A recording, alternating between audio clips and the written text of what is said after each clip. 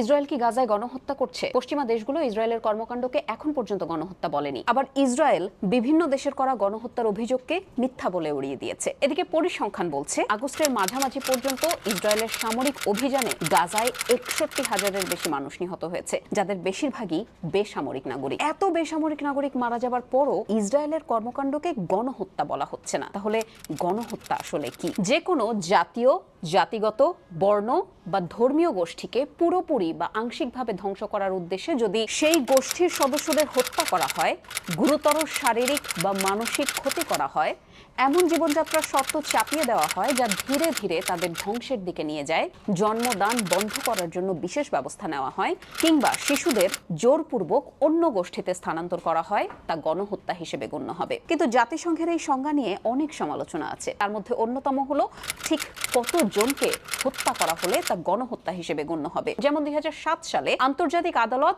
Srebrenica হত্যাযজ্ঞকে গণহত্যা হিসেবে স্বীকৃতি দেয়, যেখানে ৮,০০০ মুসলিম পুরুষ ও শিশু নিহত হয়েছিল। আর গাজার সাথে এই সংখ্যার তফাৎ আকাশ পাতাল।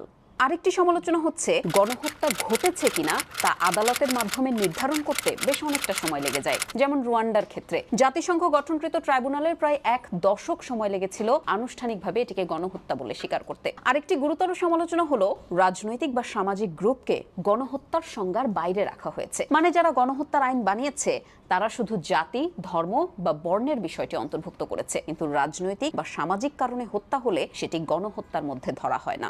আন্তর্জাতিক আইনে এখন পর্যন্ত খুবই কম ঘটনাকে গণহত্যার স্বীকৃতি দেওয়া হয়েছে। যেমন ১৯৯৪ সালে রুয়ান্ডার গণহত্যা, ১৯৯৫ সালে বসনিয়ার স্রেব্রেনিকা হত্যাযজ্ঞ এবং ১৯৭৫ থেকে ৭৯ সালে কম্বোডিয়ায় খমের রোজের সংখ্যালঘুদের বিরুদ্ধে অভিযান। জাতিসংঘ নিজে কোনো পরিস্থিতিকে গণহত্যা হিসেবে নির্ধারণ করে না। শুধুমাত্র অনুমোদিত বিচারিক সংস্থা যেমন আইসিজে এবং আইসিসি গণহত্যার উপর রায় দেওয়ার ক্ষমতা রাখে। তাহলে